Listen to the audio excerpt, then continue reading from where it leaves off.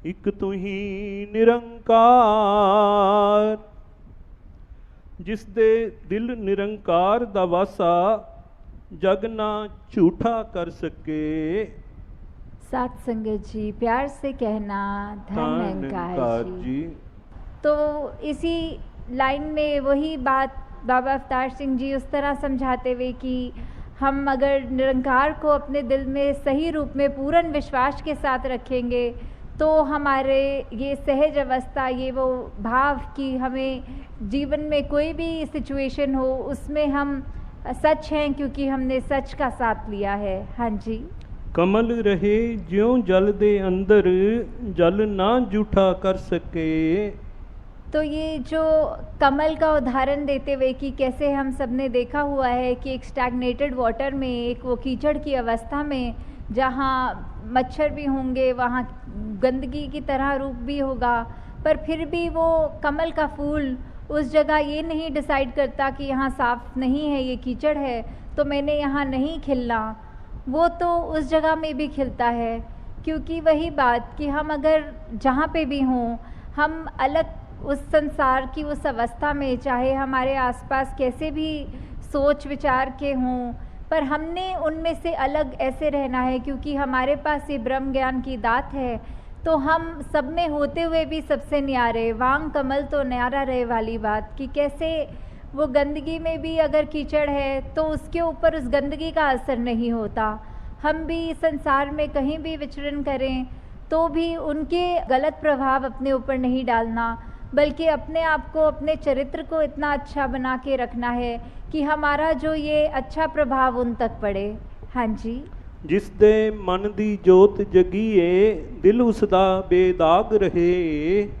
तो ये मन में जब ये निरंकार का वासा हो जाता है तो अपने आप फिर वो बेदाग एक अवस्था वाली बात आ जाती है यहाँ कि कैसे हमारे मन में सिर्फ जब वो प्योरिटी, वो फेथ और हमारा पॉइंट ऑफ व्यू हमेशा पॉजिटिविटी ढूंढता है, कुछ नेगेटिविटी नहीं ढूंढता, किसी की ख़राब चीज़ों पे ध्यान ना डाल के अपने आप को बेहतर करने की सोचता है। तो ऐसे जब हम स्थिति को प्राप्त कर लेते हैं, हमारा मन वैसा ढल जाता है, तो वो अपने आप बेदाग वाली बात कि जो ये निरंकार है, इतना पावन पवित्र बेदाग, जब हम ही इसके जैसे बन गए तो हम भी अपने आप, अपने किरदार में, अपने सोच विचार भाषा सब में हम वो एक प्योरिटी की तरफ, वो बेदागी की तरफ बढ़ते जाएं। और ये बात भी है कि एक दिन में ऐसा नहीं हो सकता, ये एक प्रोसेस है जो हमें धीरे धीरे हर दिन अपने इन जीवन के ये ह्यूमन वैल्यूज़ वाले पहलुओं को मजबूती देते चलना है और उसी के साथ जुड़कर यही एक ही मात्र जो सच निरंकार है, जो ये स्थिर है, इसको कोई नहीं हिला सकता, वो उस मजबूती, उस पावर के साथ जब हम जुड़ेंगे तो अपने आप वो बेदाग हो जाएंगे। हाँ जी। दुनिया दे विच हसदा रसदा, दुनिया तो बेलाग रहे।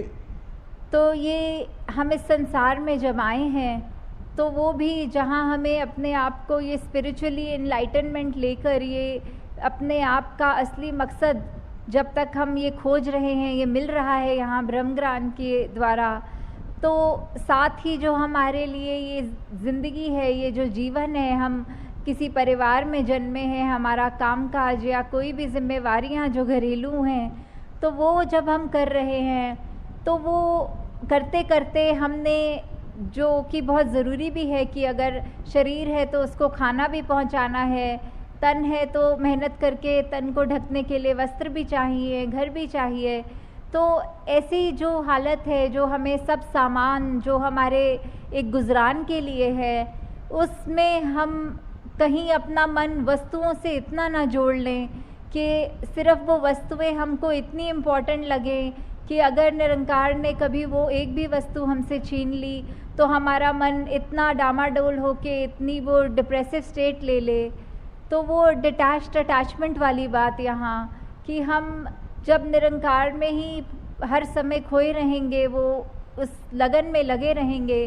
तो दुनिया में जो भी चीज़ें हैं हमारे आराम के लिए हैं, ये बात जानते हुए हम वो चीज़ों से सिर्फ उतना ही जुड़े हैं जितना उनका इस्तेमाल है, उससे इतना ना जुड़ें कि उनका किसी दिन जीवन में ना होना हमारे को बहुत ज़्यादा